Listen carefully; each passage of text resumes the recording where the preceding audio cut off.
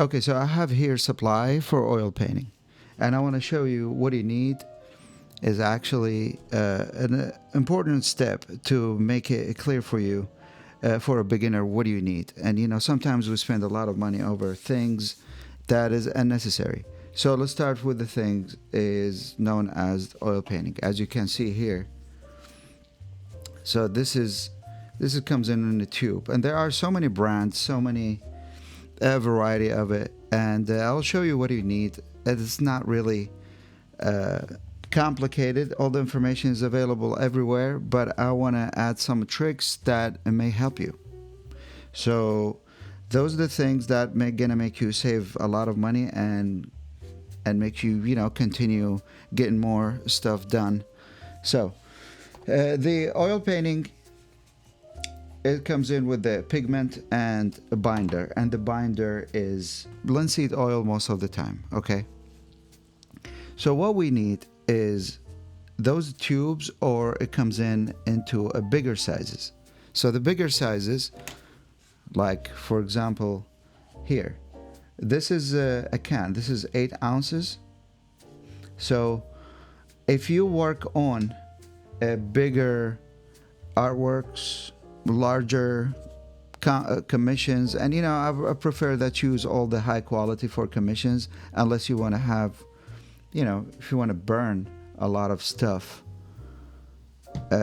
for practice. But I will save the quality oils for commissions, and you can practice with lower grade oil paints. And even the lower grade, it's really good. Like I make so many paintings with low grade paints, but it's still a very good painting. So this is a brand called Infinity. Infinity is good. I'm not sponsored by anybody. I am just giving you my opinion based on the experience that I had before. Over the years of using paints, I have really come across good quality paints, and the price is not crazy. So this is Infinity, alizarin and crimson, and this is Infinity 2. As you can see, I'm getting most of them. So now there are some paints that it's really extra fine, higher quality. Do you differentiate the prices because of the amount of pigment they add? It's packed with pigment, and using less additives to it, and that will make it a purer paint. But this comes in with the price, of course. So here, Gamblin is good. You can save it into good commissions work. That's what I do. And there are some higher quality paints that I save it for this purpose. For practice, you don't want to waste like expensive paint on just a practice. You can practice with lower grade, as we described. Okay, so for the paint, is always ensure that air doesn't get inside, and this is the problem.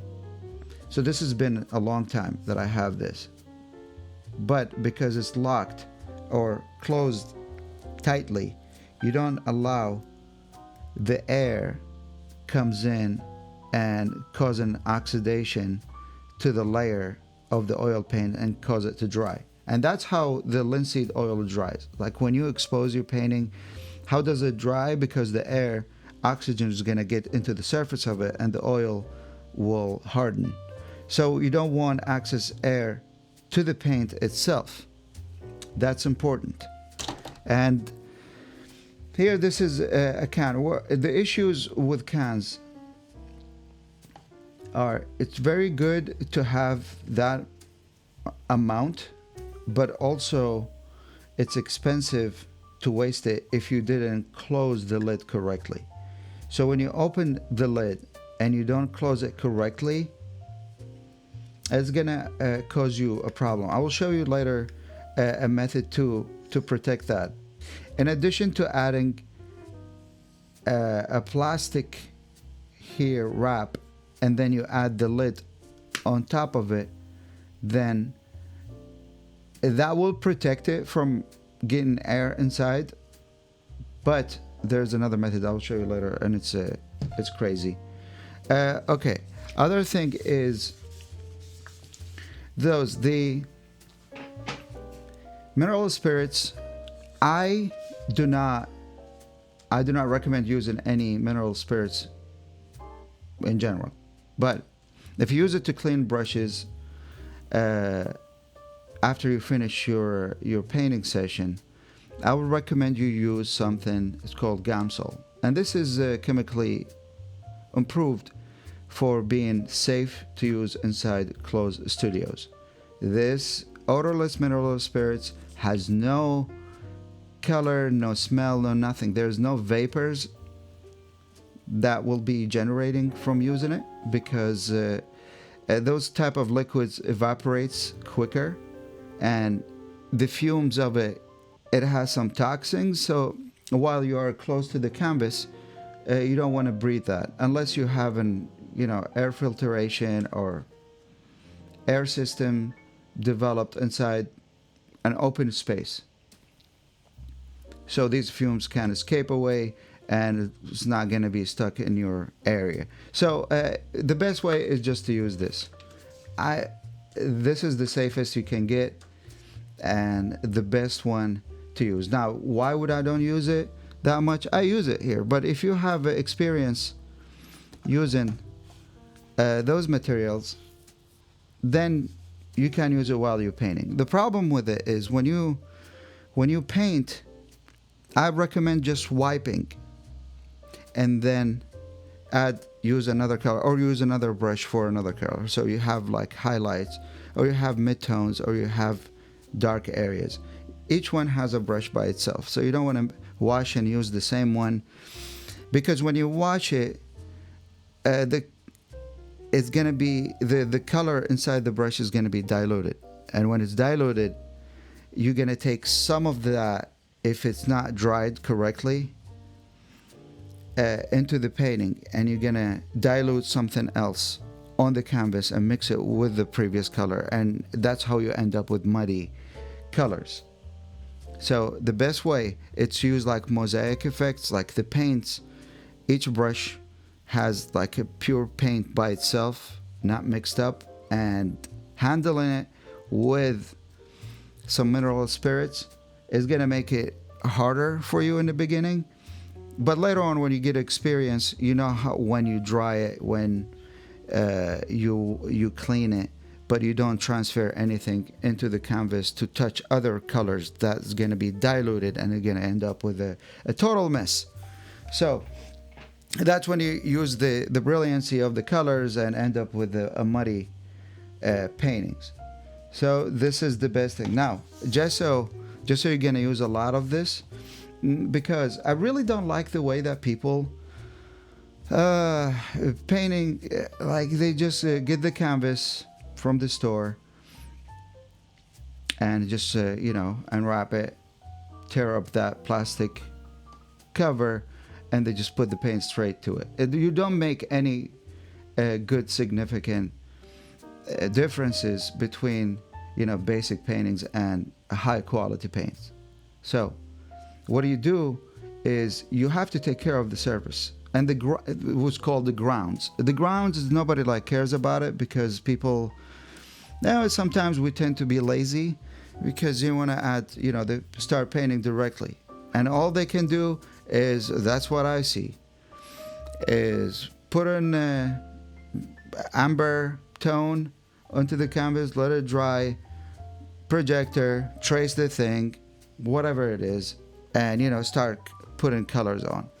And it actually doesn't make it something special. It's very using very organic materials. Like, it's nothing unique to you. I'm not saying go ahead and make and mix your own paints, but if you wanted to, yeah, absolutely, that's fantastic. But if you don't want to, then it's gonna be methods to make those colors different. Your mixing techniques, you coating multiple times to create a better surface, smoother or more textured, and that's what recognize it from other basic paintings that you find online or everywhere these days. It just unwrap it, open it, put paint on, and things like, okay, this is fantastic. I'm not saying it's bad, but that doesn't make it look significantly different than the common artwork that I see. Okay, for the brushes there's a lot of stuff in here. So there are different shapes, different sizes, and different materials. And for me, I use this. And Rosemary, it's a good company. Brushes can be expensive, but this is I recommend using this. I've been using them for years. So the price is not super cheap. It's not very expensive. It's in the middle. I think it's like between 50 and 80, 85, something like that, to get a set. And those are really good quality. And they send you 2 pieces of chocolate in a box. And I don't know, it's a nice gesture, okay? Sometimes you need chocolate in your life. Those are good, very good quality. Will maintain. The cheap ones will tend to change the shape of the hair, like on top. It doesn't stay the same, and then it's gonna give you a weird marks when you use it. And then you lose hair. Also, you have to have your tweezer instead of picking up hairs after you finish painting. You realize you're losing it. But if you want to practice, use a cheap one. For the commission and high quality work, use good brushes. Now there are different sizes, different types, and this is also Rosemary, and this is a flat bristle brush, and this is dagger bristle. You see the shape? It's like as a dagger, and you can create lines different with the edge also and spread it. It's interesting. There are soft filberts and some synthetic hair like these, and you can use it for final touches, the final layer of your painting. There are different types of it. Some of them you can even shape them if you want. Over the years when you do, this is not Rosemary, this is Artify, and also it's a good price company that's can help support you with these brushes. And you can also shape them or use a scissor and just cut around. You can make different shapes. You can cut along the hair like that to create more effect brush, to use it for painting grass or things like that. Yeah, and there are soft. It's like these. This is Rosemary, but it's synthetic Rosemary. It's a 1/4 inch, long one, and sometimes they make it short. Sometimes it's long. It depends on, how you want to drag the effect of it. And brushes can be versatile, but if you try in the beginning, just use basic brushes that you could find to practice with. Now, for the surfaces, I can show you that for the surfaces, you can use this also as a board, and this is actually better to use it in the beginning of your artistic journey, because it doesn't have absorbent material like a paper, so the colors stays on top, and it's not gonna lose the vibrancy of it. But you have to put gesso on to make it work. Okay. And also, I sometimes sample colors and do some little thumbnails using paper. This is a watercolor paper, and I just want to test a color that I mixed recently, and see how they look. Like here, for example, another painting, after Monet. But again, those are on paper, and you can see it loses a little bit unless I put varnish on. And this is this is too much details and materials to even worry about. Just to try to find the good surface. This is watercolor paper, and I use oil paint on. It takes some absorbance. You know, it can absorb some of the oils and leave a little bit dullness to it. Here, example 2. So, as you can see, it kind of loses it, and even that this concept has happened also on canvas too, because sometimes when you lose those oils inside your pigment, when you put it on the canvas is going to take some of it, and that it's important for second layers to use the linseed oil to oil out. That's what they call, to just like to revive it, to see the correct values and colors. And these are like, this is a canvas you can practice on, just like I'm practicing on these. And this is really has nothing special. It's just a practice. I don't care about it, whatever happened, and that you have to understand. You have to practice no matter what. Like, you don't care about the results. Whatever happens in here, it's okay. But it's a part of the learning process. So, what I'm telling you about, saving colors on these, there's a concept, and it's actually helped me a lot to save this from losing a lot of paint. I have a big can of oil paint that for some reason I was in a rush and I did not save it by closing it correctly, so it caused me to lose some portions of the paint because air got in and ruined it. So over the years I've practiced different things and use different materials to see how we're gonna solve this problem. And as I said, you can put a plastic wrap on top and you close it, and make sure you close it right so the air doesn't get in. And also there's another method, is using water. And when I say using water, is when you open the can, you just pour water into it and you close the lid. Water does not mix with the oil paints, so it's going to float on top and is going to prevent it from getting the air inside, because you use it as a protective layer on top of it, and you will never damage the paint. And whenever you try to use the paint again, pour the water off, and that's it.